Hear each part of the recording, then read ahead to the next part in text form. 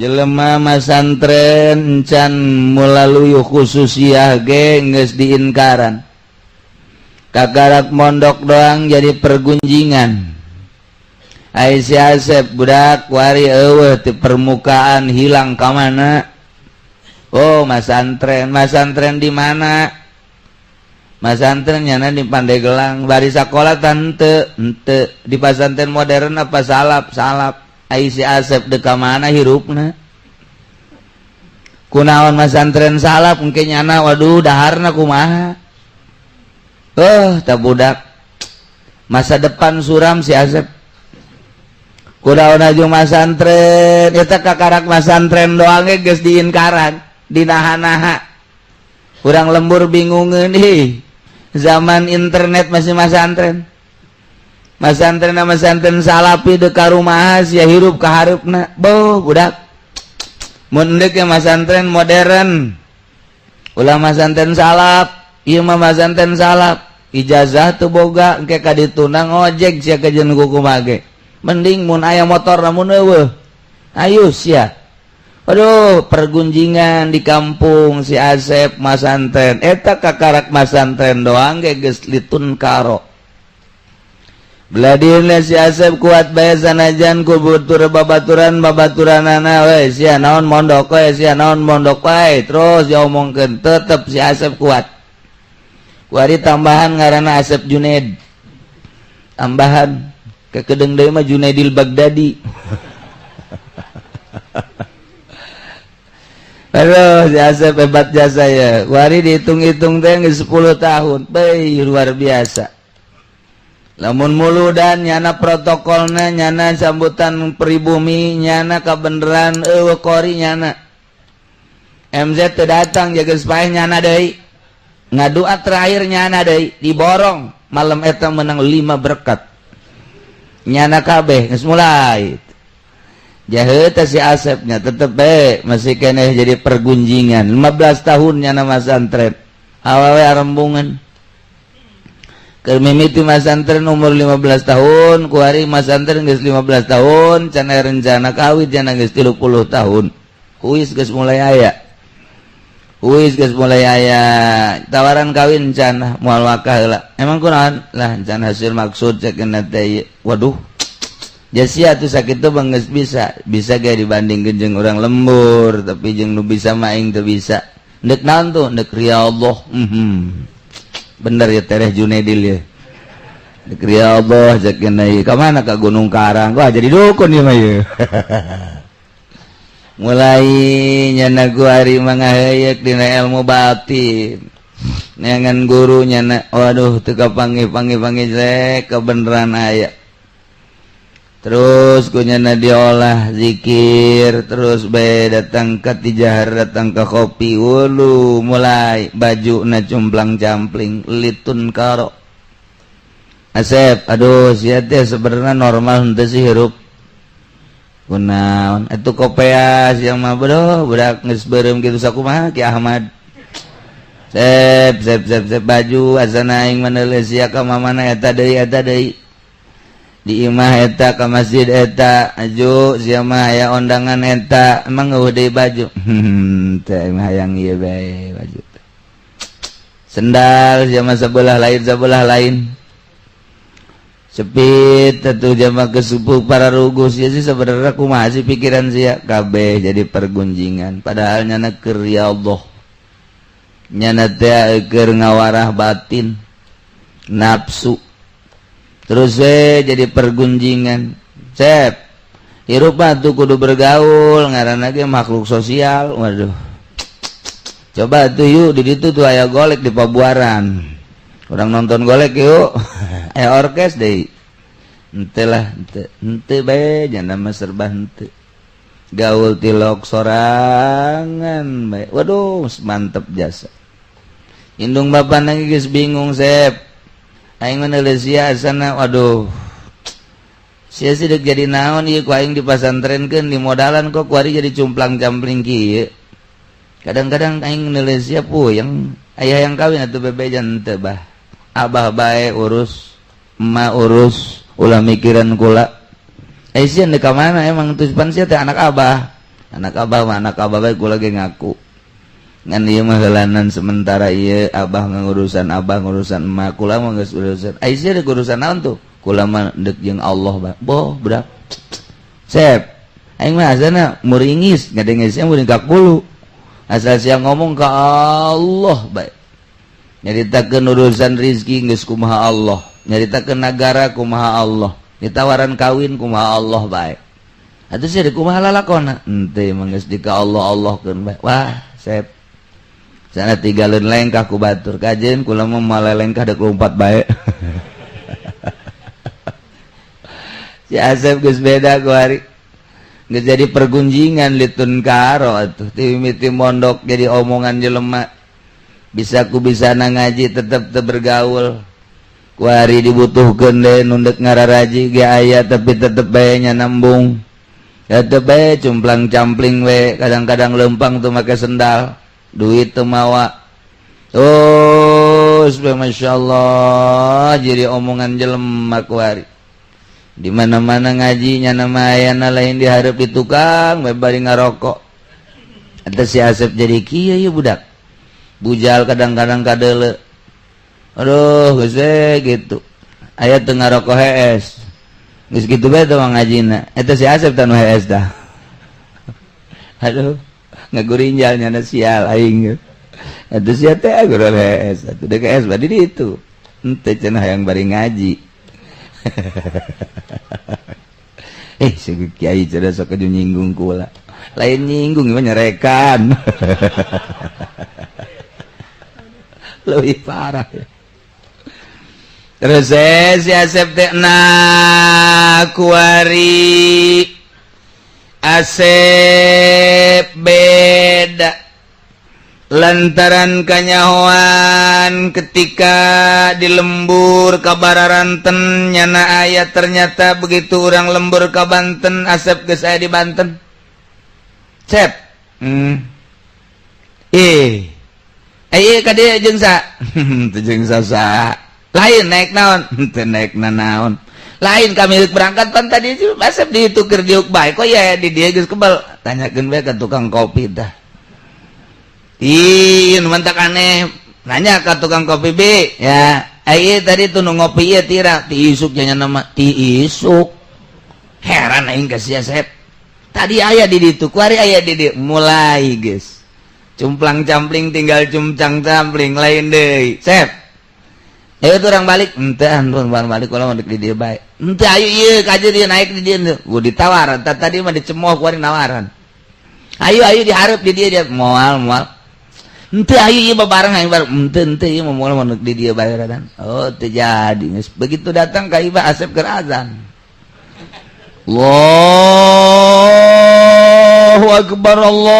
akbar eta lain Asep magrib apa tadi diajak cara moal tanyakan coba ka urang dia eta tadi Asep emang kadiana ira di asar ge di dieu ji sial beneran si Asep kumaha ieu lalakonna wah geus mulai tah ieu cumplang campling geus kaliwat 2 hari nu tadina dicemooh ku jelema ku hari mulai dihormat waduh Waalaikumsalam Sep ieu nu jual taneuh teu laku-laku mulai si Asep ya. Naik derajat si Asep aju kunaon betul ayo bah supaya yang laku bae gegeran yang umroh maksudnya supaya yang laku lah tuh ngajual-jual ting tanah tuh nu aya bae duit ibu gua aya di ditu barang atuh emas bae jual tanah mah ese cenah musuna emas bae nu aya pan aya tuh di jih nyahoan si Asep Sep, sia emang kunaon yang bisa nyahoan gitu? Enggak ulah sebengeus, pokona eta bae jual. Ngomong, "Ai, ya Asep nyahoan urang boga emas 2 batang." Masyaallah, isi Asep wah. Tuh, mulai. Aya seminggu kan. Waalaikumsalam. Sep. Ieu teu laku-laku puguh ieu. Naon? Kula umur geus 30 can kawin sarua tah mah. Lain kitu Sep, sok sarua kitu. Atuh sarua masalah. Henteu mah minta doana bae aya Asep onam sama teu kawin kitu mah. Aya tung geus teu kudu kawin lah. Henteu mah yang doana bae anak aya kade ciduhan bacain. Poh, dah geus ka ditu. Bau balik tidinya perebut jelema. Ya Allah, ya Rabbi. Jelema kabeh ngadatangan Asep diseret gede hutang oreng. Tah ieu si Asep geus model jasa kuari seduh metu sakecap nyata. Anu tadina si Asep litun karodiin karan tingkah laku pagaweanana teh dicemooh ku masyarakat tapi kuari mah jadi pusat perhatian.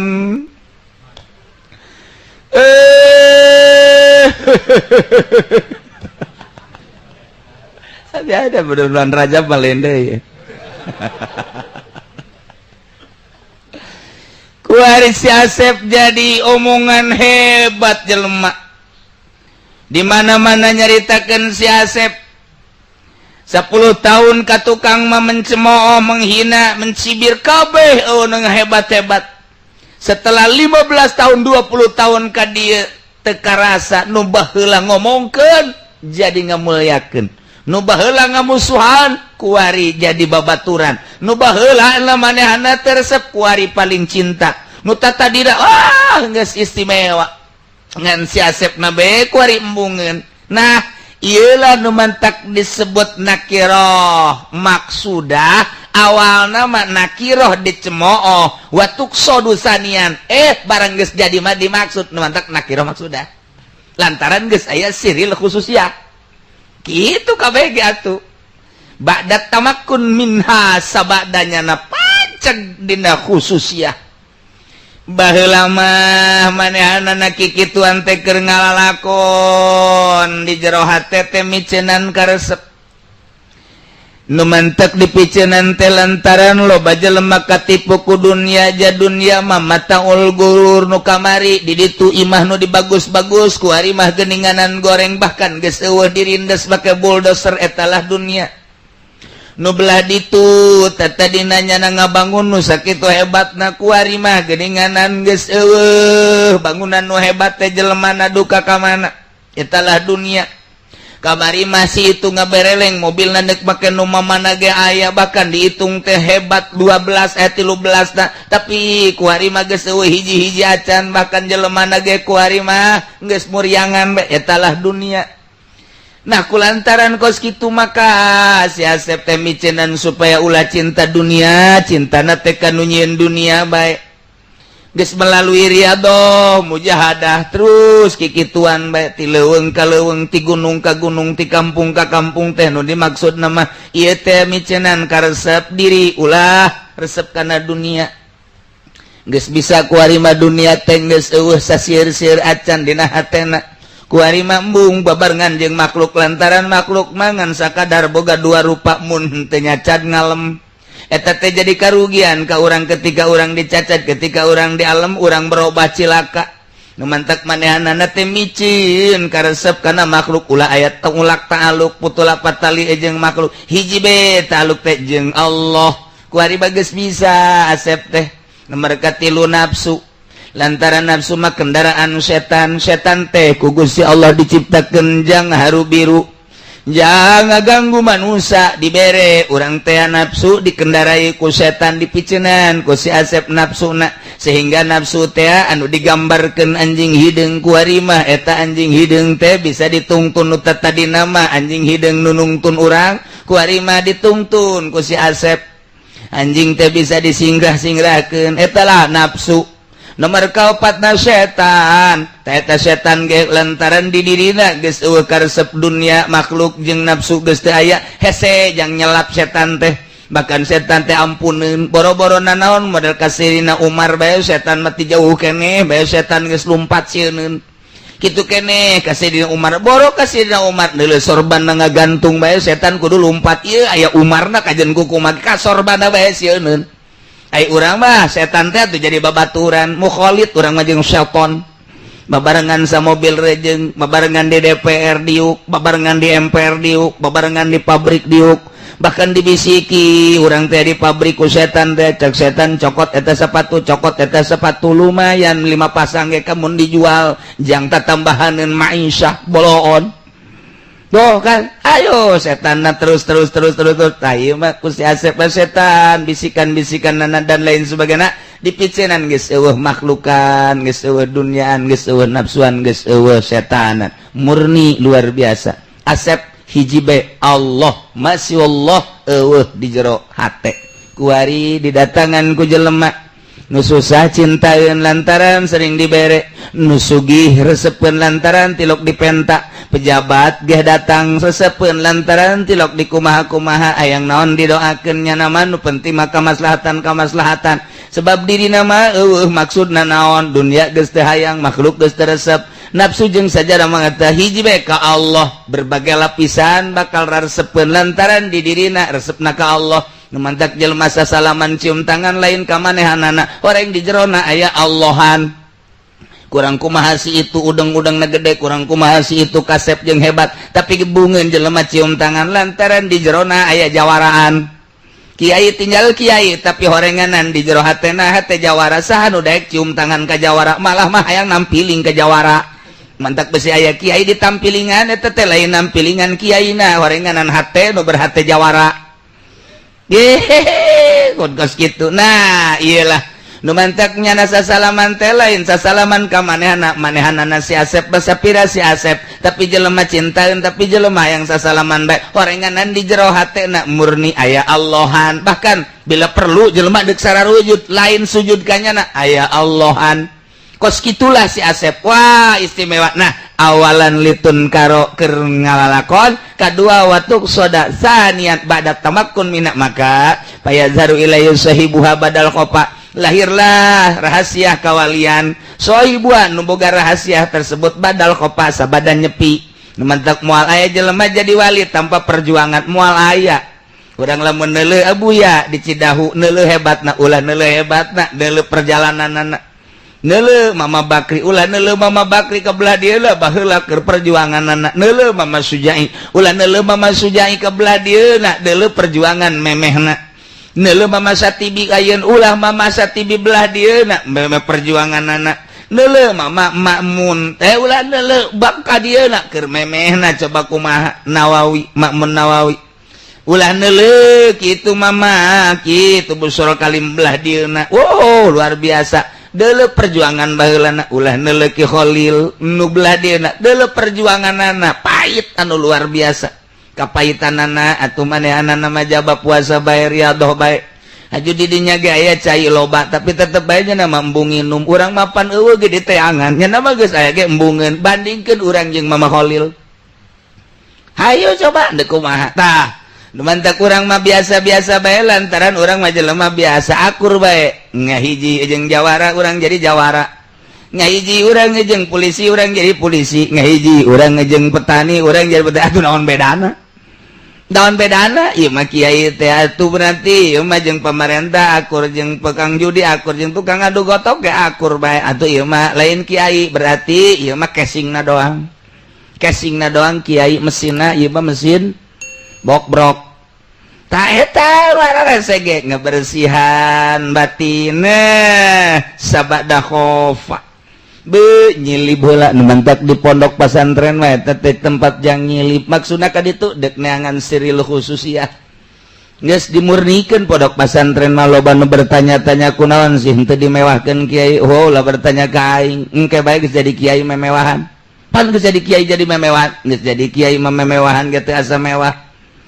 Ku harina dididik model kos itu kunaon kieu teh daek ngabangun pondok bagus 5 tingkat ge kabangun, ja duit mah loba di bank. Itu apa itu kos gitu mah tapi lah dididik. Kunaon sih kiai henteu make sakola mah teh jurusan syaitonir rajim. Kunaon teh dimodernkeun, modern ge teh jurusan jahannam. Ieu mah deuk dimurnikeun, ieu mah ulah berbau-bau dunia dimurnikeun ge sakieu ge murni dibau dina dimurnikeun ge bau dunia bae hese. Kunaon sih kiai teu narima awewe babari nyandung. Nepot eta pada sekolahan mah jeung awewe eta teh ngeunaheun nganjang resmi.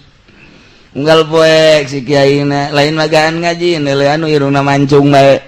Tuh kan? Itu cenah kiai mah ngadidik teh podol sero. Lah bohong. Bukti dah ka dituna kiaina loba anu ajuna mah lah urang mun dicaritakeun mah di anu ngareuneuhan eta kiai. Lain kiai nu ngareuneuhan mah setan ngan nyana nginjem awak kiai belum teh kiai. Ka injem ku setan. Nah, dimurnikeun deuk dididik ieu teh budak teh lain sakadar ngaji supaya bisa maca kitab tapi mentalna supaya mental wali. Lain mental jawara, lain mental pemerintah. Lamun dididik di pondok pesantren modern mentalna geus mental dunia. Dididik di sekolah geus puguh tambah duniana lagi dunia deui. Dididik di universitas lain teu pinter tapi mentalna jadi mental penjahat. Nu di DPR lain teu palinter mentalna mental penjahat. Nyada jadi Dracula nguyup jeung nyesep getih masyarakat, eak-eakan masyarakat. Lain teu pinter tapi mentalna. Nah iyalah di pondok pesantren dididik mentak lamun kiai nah hayang boga bangunan bagus pondokna kiai teh teu bagus lantaran berarti teu ngadidik ka santrina kajeun kiai nama gedong ge belon teh kiainya nya nah hebatan aya santri teu meunang atuh geus jadi kiai jiganan teu meunang Tuan Abdul Qadir geus jadi wali mah nya daharna jeung bakakak ai murid mah sabodo teu meunang jeung bakakak anjing tembak ge ulah. Wah, ieu mah Abdul Qadir kajajaden masalah mah. Tah ieu keur carita. Ai geus bisa mah naik mobil mewah teh asa naik mobil mewah akur bae jeung naik mobil goreng mun masih kede beda ulah. Make baju bagus jeung make baju goreng akur bae pada sapira nutupan aurat mun masih kene beda ulah. Etalah si Asep teh keur ngariadohan eta timimiti takholi kemudian tahali datanglah kata jali maka ba'dal khofa lian tafabihil ibad manfaatlah hamba-hamba naon bae nu datang ka manehanana sangat merasakan tiis ngeunaheun jeung hasil maksud latahya bihil bilad hiruplah negara pasar jadi aya karamean jadi aya keberesan jadi aya melalui nasihat-nasihatna manehanana tetap dimanfaatkeun ku negara kitu keneh ku masyarakat berarti masyarakat jeung negara sangat ngabutuhkeun lantaran di jerona geus teu butuheun dibere sakitu teh dibere sakitu disanjung sakitu teh disanjung sakitu nya nama di jauhan sakitu di deukeutan sakitu lantaran geus ditapaan heula nu mantak lamun kiai can kungsi tapa belebah eta ngagibeg bae barang datang bae camat aju ngagibeg bae kakarak camat doang ngagibeg bah tuh komo bupati ba datang ngusruk tuh bah camat bae datang ngagibeg atuh bupati bang usruk lamun datang bangsa gubernur eta mah lain ngusruk bapana ngusruk naon naon ba ya basa luhureun ngusruk naon ringsak teh mah geus gepeng ringsak bae geus tuh badak loba kieu ringsak. Nah, eta terdiri daun, atau datang bae sebot. Jadi nama urusannya, urusan orang mengaji bae. Nama urusan dunia, nutup para ruguh nyikut lain urusan Al-Quran. Orang mengurusan Al-Quran, toja iya orang yang nyana. Atau datang bae, orang mah menghormati kemanusiaan anak. Adapun tujuan-tujuannya anak, atau masing-masing bae nyana orang-orang tabun kiai diskurs gitu kakarak eta kungsi riado.